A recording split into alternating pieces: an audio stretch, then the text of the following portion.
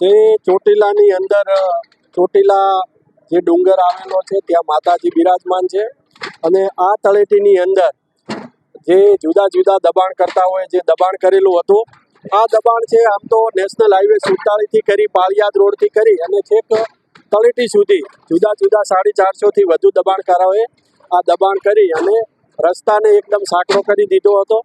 યાત્રિકોને કોઈ તકલીફ ન પડે, શ્રદ્ધાળુઓ સરળતાથી દર્શન કરી શકે, કોઈ ટ્રાફિક જામ ન થાય તેના માટે આ 40 ફૂટનો રસ્તો મૂકવામાં આવેલ હતો.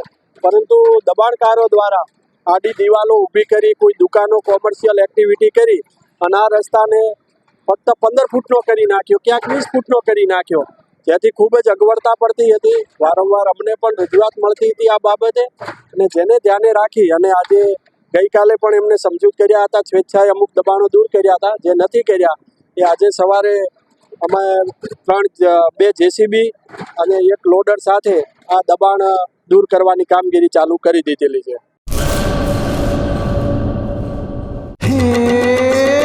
સોનાનો સૂરજ ઉગ્યો રે ખેતરમાં, સાગર લક્ષ્મી બાજરી બિયારણ, લાંબા ડુંડામાં દાણા ભરપૂર, ખેડૂતને આપે ઉપજ ભરપૂર.